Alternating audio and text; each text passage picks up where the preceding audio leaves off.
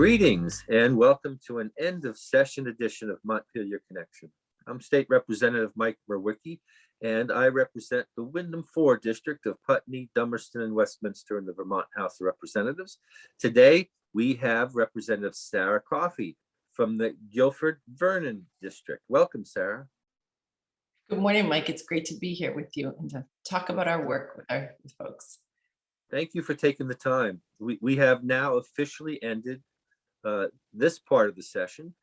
We had a veto session yesterday where we overrode two of the governor's vetoes. We can talk a little bit about that, but this has been a year like no other. This has been really the second year of COVID, the second session, and we've tried to keep up with things as best we can because we know Vermonters have worked really hard to stop the spread of COVID, and now with our vaccination rate over 80%, we know Vermonters have done an amazing job, best in the nation, to keep our state healthy and to open things up.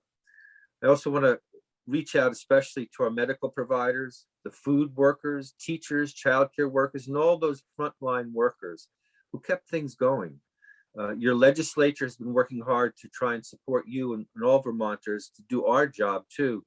And it's one of those reminders that legislating can be very humbling when we see the work that other people are doing, and we have to do our bit too. This is a year when more Vermonters turn to government for help, and we wanted to make sure we were there. We've done a lot to get federal COVID money out. We've done a lot to help businesses, to help individuals, to help those who are really struggling with homelessness and other challenges. And I feel like we're ready to break out, come out of our COVID caves and see each other again, and start to create some sort of a new normal. And starting there, Sara, you've done some great work in a lot of areas, not just in your committee, but you want to start with your committee work and remind people what committee you work on? Absolutely. So it's great to be here. And I just want to echo my appreciation and kind of awe at the work that's been done and how our communities have come together. And it feels like the work that we've been doing in the legislature has felt similar, that we've been really we've been pulling together in many areas. But to start with my committee, I serve on the House Corrections and Institutions Committee, which is both a policy committee and a money committee. We deal with the state's capital budget, which is an infrastructure budget that's non-transportation infrastructure. It's a 2-year budget that we work on, and with the money coming from the federal government, the additional money will be continuing to do work and getting creative about where we want to invest in our communities. And I love this work because it really does touch on, the capital budget touches on all aspects of state government and really many aspects of our community life. So, and we passed a really strong capital budget, and also we work on corrections policy. So as we talk a lot about in our state on criminal justice reforms, our corrections policy is very much part of those reforms. And as you know, Mike, the past 2 years, we've been focusing on work, justice reinvestment, which I describe as, it really is work that is focused on de-incarcerating and people on both ends, so people who are justice involved, those who can be more safely supervised without compromising public safety, are supervised in the community so they don't come into our facilities. And then we've been focusing on this year the other end of it. So how people can be more systematically considered for probation and parole. So when they have completed programming in facilities, that they can be supervised in the community. And what that does is, I think there are many things that people getting mental health services and substance abuse services we provide those in our facilities, but also they are more holistically provided, I think, in our communities. So it's shifting how we do some of that work and shifting resources into the communities so we can do that better. So that's been a focus of our work. The big bill that we passed in our committee was in response to allegations and findings of sexual abuse in our facilities that were on our incarcerated individuals, but also on the staff. This came out of our 2019 article in 7 days, and then an independent investigation. And I'm really proud of the work we did, because I think what it does is that it creates an independent commission and criteria, a new training. The Criminal Justice Council will come back with a new kind of training that we've been hearing so much about trauma, and that trauma often drives some of our Vermonters into our criminal justice system. So looking at trauma-informed and gender-informed training, so that our folks who work in corrections are better trained, but also we know if there is a problem with somebody, we're hoping to create a certification and decertification program. And that will come, those proposals will come back to us next year. But this is so that, somebody who has worked in our correctional system, that we know that they can't get another job in our correctional system or elsewhere if there's been an issue. So it was a big piece of legislation, and it was supported. We have a terrific interim commissioner in corrections who's really focused on changing the culture of corrections. And this bill, this legislation really will support that work. And I think the end result will be that corrections will be, we've had issues hiring folks to work in corrections. And I think by making these changes, corrections will be a field that people will want to enter into, that it's a field of helping folks. It's much rather than simply guarding folks. So I think that we hope that this bill will be part of transformational change within the culture of corrections. And certainly there'll be a lot more work ahead, because I think, Mike, you probably know this, many of the issues that we deal with outside of drug addiction, abuse, trauma are all very much intertwined with our criminal justice system and corrections. So we tend to look at those issues as well, and figuring out how we can best support Vermonters. And in the process, it supports people. It also saves us a lot of money. Yeah. One of the things that I've come to understand from working with children and families over the years is that trauma comes across generations, and often trauma begets trauma. And where there's trauma, there's drama. And a lot of problems arise because people don't have the resources or the help they need to address serious trauma. And the correlation to some of the other work we're doing is that we're looking at generational trauma also when we're doing our racial equity work. And it's one of the reasons I recommend Resma Medicum's book, My Grandmother's Hands, if you want to get some background into trauma and how it manifests today. That's one of those pieces that I think is really helpful. But you're right, if our work isn't trauma informed right across the board, from human services to corrections, we're just going to be spinning our wheels. We are, and I really believe that there are so many good people working in corrections. In fact, I must say that Vermont really stood out. We were the only state in the nation that did not have a COVID-related death in our correctional facilities. And that's amazing. And it is amazing. And we know that there were some I'm pleased that visitation is reopening in our facilities, which is really important.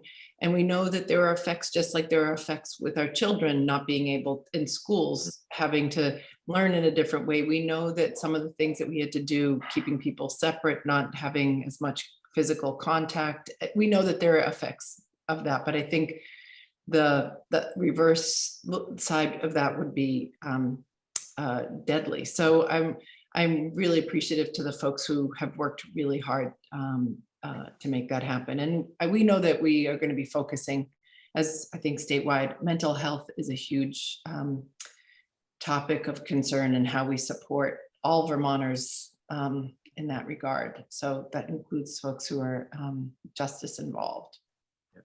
Well, you did a lot of work outside of your committee too. You're a member of the Women's Caucus, the Social Equity Caucus, and the Climate Caucus. Can you share some of the things that are happening in those realms too? Sure. Well, why don't I start with the Social Equity Caucus? I think you and I are both very involved in that, in the caucus. And, I think with COVID, we really understood and saw in plain sight where the gaps were in our system. And so I think we focused a lot this session on our economic recovery for both businesses and workers. And one of the things that we discovered was how, when we had those Corona relief funds for small businesses and large businesses, we had allocated $5 million for what is officially called minority-owned businesses and women-owned businesses. And we discovered that the systems were in place for money to get out to women for for them to know where to go, how to access that money, but the same was not true for minority-owned businesses. And we, a terrific organization in our community that does statewide work, the Vermont Partnership for Fairness and Diversity, led by Curtis Reed in Brattleboro, did a survey of BIPOC-owned businesses, recognizing what happened and trying to understand what the needs were of the BIPOC owned businesses. So we worked, I was pleased, and you were co-sponsor on this bill too, and very involved, Mike, but we got to work with Curtis Reed and bring his voice, amplify his voice within the House Commerce Committee, and to bring some of his ideas and recommendations on how to address some of these changes. Which included, we have chambers of commerce. Do we need to have a network or chamber of commerce for BIPOC-owned businesses? These are the kinds of questions. How do we track how many, what businesses are in the state? And we have state contracts. So all this idea around procurement, organization, networking. Curtis and a number of business owners got into the House Committee. Some of our calls, I want to give a big shout out to Representative Stephanie Jerome and Representative from Brandon, and Representative Emma Mulvaney-Stanek from Burlington. They really got into the weeds in a really good way on this. And so the result was that they listened to a lot of different voices, and they discovered that there were really a number of different organizations and people doing important work in our state. And because we know, this, the prosperity of Vermont will depends on our ability to retain and attract businesses owned by BIPOC folks. And so this year, within the big bill, the budget bill, we allocated $150,000 for a contractor to do contractors, plural, to do some of this work and come back to the legislature with some real recommendations about how to move forward. But at the same time, also working with the Secretary of State on how they can systematically create better systems to be able to identify businesses that are owned by BIPOC folks, so that information can go out to them, and also they can have better access to state contracts. And this will be work that will be done also in coordination with the Agency of Commerce and Community Development and our Director of Racial Equity. So that was pretty exciting to do. And on the another aspect of economic recovery and development in our communities, I was able to work on the Better Places program to get support for that program, and the create this program within statute, which is a place-based doing place-based work, which is a term that's been used since the 90s about how communities can come together to kind of revitalize spaces and places in their community, which really also at the heart of it is about creating health and economic vitality in communities. So we secured $1 million for this new program that will be rolled out over the next couple of years. And I'm excited because it'll support downtowns and village centers and rural and all size communities in Vermont. So, and that was a real collaborative effort as well with the Rural Caucus and with the Commerce Committee and with the Vermont Arts Council and the Agency of the community development folks who work in the Agency of Commerce and Community Development and many others. So I think it's a private-public partnership that will really, as we are coming out of COVID will give some of our, which will give our communities some economic redevelopment tools to, at their disposal. So that'll be It's important. another example of some good work. And I know from my wife as an educator has utilized place-based education in developing curriculum. It's an important way to connect people to where they live. And I think it's another example of the way you've been really effective at coalition building. And I think if people want to know how to get things done, these are good examples. Working with Curtis Reed, our job, I see it, is to be conduits for Absolutely. our community members to have their voice heard. And Curtis has had his voice going for a lot of his good work over the years. And this was just an example of how you were able to bring Curtis's work to the State House, build a broad-based coalition. And hats off to you for the work of bringing together a lot of disparate people from all around the state to create this coalition. And it's a start. We last year we created the position of the Director of Racial Equity with one person. We decided that the work is way more than one person can do, so we added more positions this year, and hopefully we'll get that started with Curtis's idea to have a position within the Agency of Commerce, and we can build that, because this benefits all Vermonters. And I just wanted to give you a shout out for that good work and helping it happen. Well, thanks. I think it's the funnest part of the work, is listening to folks, hearing good ideas, and really trying to connect the dots and bringing people into the fold, because I think people want to work on things together, and that's what I enjoy doing. Yeah, you bet. And I want to go ahead. You're part of the Women's Caucus too. And, yes. Can you share a little bit about what's been happening there? Sure. And just the Women's Caucus is a tripartisan caucus. I'm the Democratic co-chair of the Women's Legislative Caucus. And this year, we focus on issues that promote women's health, safety, economic vitality, all of these things. And so this year was a big year for our caucus. The big piece that we were able to accomplish, with a lot of help with the leadership in the House, was around providing affordable health care for working families, and also for better pay for healthcare workers, which we know is an equal part of the and mental health care work and mental health. Yeah. And we had I feel like a really kind of incredible year, because there were, I'll give you some of the highlights. Pay equity is a huge, hugely important issue that we will continue to work on. And I feel like that became, like we were talking about earlier, this pandemic has really shown how this pandemic has landed on women in particular. And women have had to make difference still, even as we're in we're in 2021. Women are still in Vermont, are often having to choose between being the primary caregivers, whether it's for their children or for aging parents. And many women in Vermont had to make the decision, left the workforce. Yeah. And this is of deep concern to the Vermont Commission on Women, who we work closely with. And this is going to be something that we're going to continue to have to work on.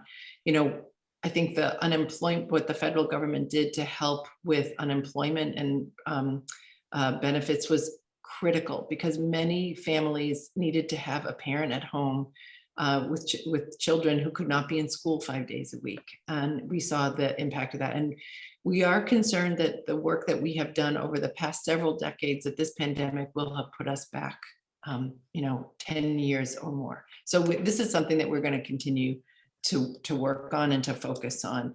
But there are things like we expanded this year, we expanded the eligibility for Dr. Dinosaur, like health insurance, to income eligible children and pregnant individuals in age 430.